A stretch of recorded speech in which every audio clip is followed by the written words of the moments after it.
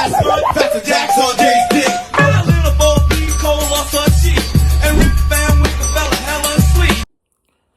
All right, guys, welcome back. I wanted to do a recap of the Santee Cooper BFL yesterday. It wasn't my best tournament.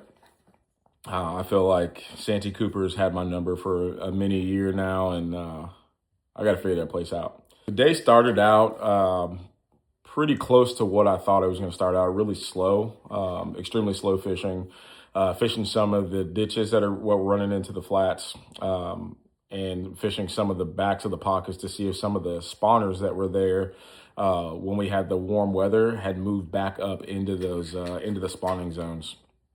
I found that in the morning, I checked all of the spawning areas. There were no fish that were on the beds. I did see some fish close to the beds, but I think it was still too early, and I think that wave was still moving back up into the beds. I started fishing the morning inside of an area called Nelson's Cut. I stopped and fished some of the cypress trees that were on the outside of Nelson's Cut. There's a ditch or a creek channel that, I guess it's not a creek channel, there's a ditch that runs into Nelson's Cut and kind of back behind a cypress clump.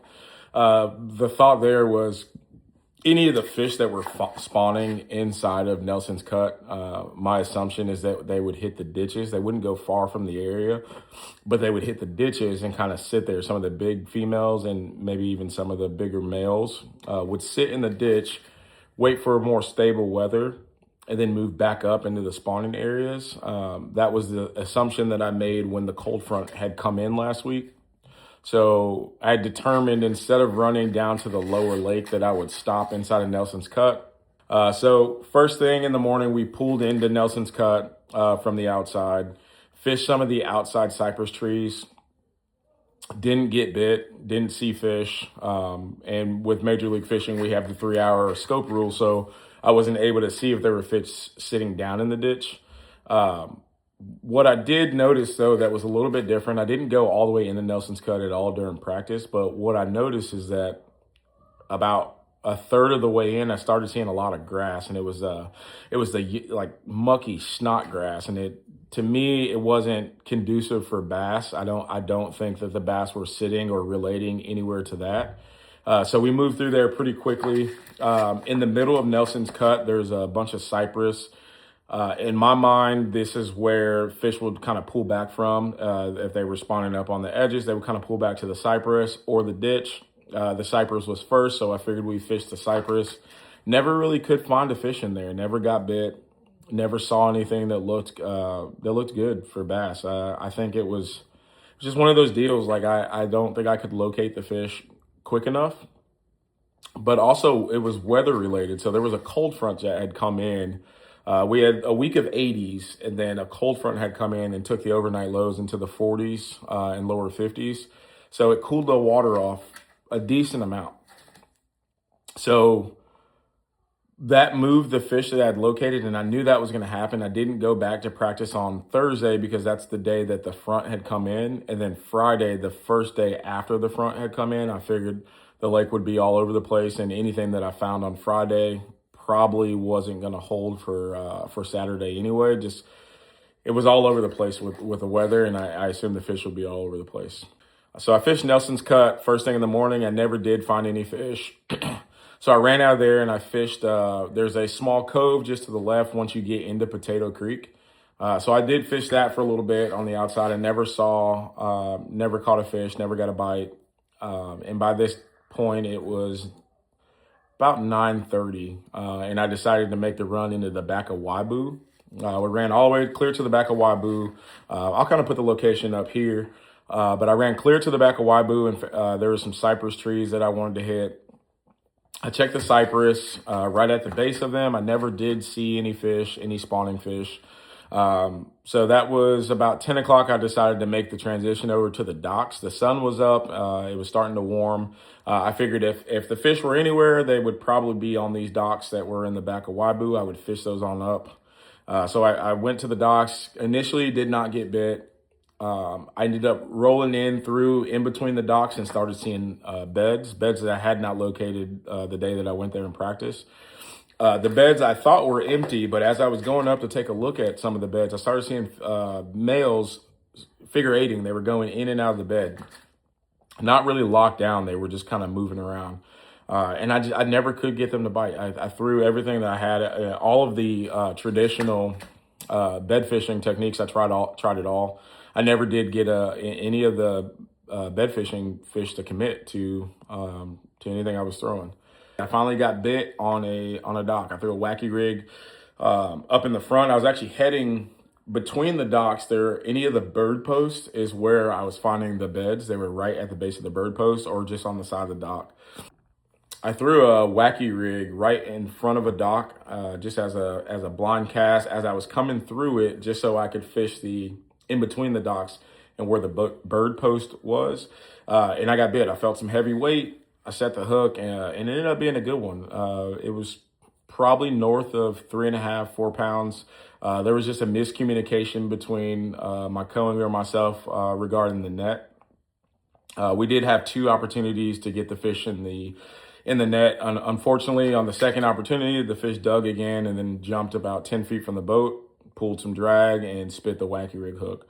And that was pretty early in the morning, and I think that rattled me for the rest of the day.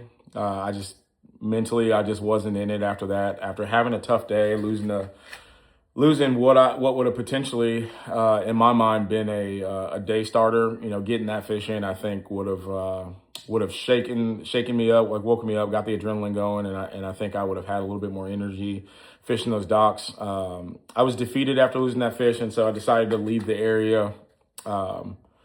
To go to a separate area back in Waibu. There's at the very back, there's some riprap, and I had found some fish back there. It's a little deeper water. I found some fish spawning up on the rocks.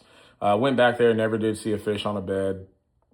There was a lot of pollen in the water. That's one thing that was kind of that was throwing me off. There's a lot of pollen in the water, so I couldn't really see the bed. So in practice on Tuesday, I was sitting on top of beds, and I couldn't see the fish. The only thing I could see was the tail swim away once I got on top of it. There was just so much pollen in the water.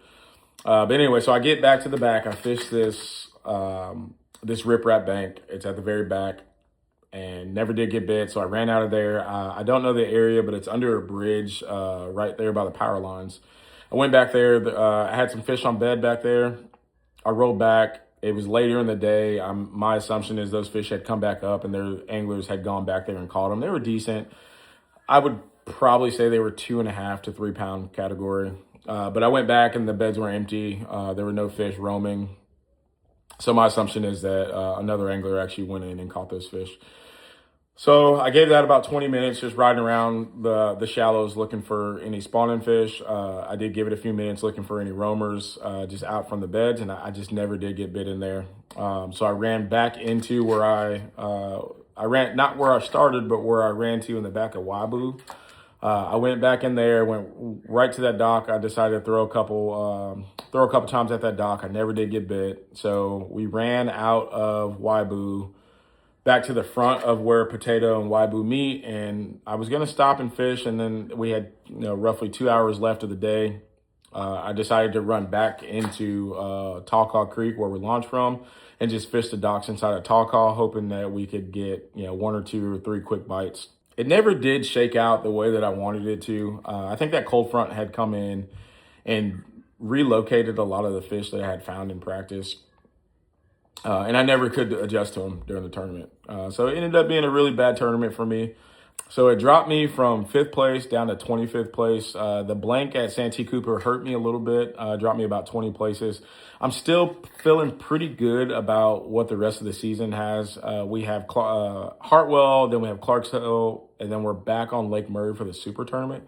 So I still feel like I'm in pretty decent shape for at least for getting the regional. But to make the AOI push, I think I need 3 good finishes, at least another top 10 and then top 25s. And I think I'll feel pretty good about my chances to get the AOI. There's some really good anglers in our division, though. Some guys aren't fishing them all. So one of the guys that normally wins the AOI, he's not fishing them all. I think he missed Santee Cooper, so dropped him a little bit, but he's a hammer. So I'm hoping that he slips a little bit and I can catch him. But That's fishing. The goal this year was to get to the regional. I'm still on track to do that. The AOY would have just been some icing on the cake, which I'm still shooting for it. Depending on how I finish at Hartwell, I think I'm still in the running.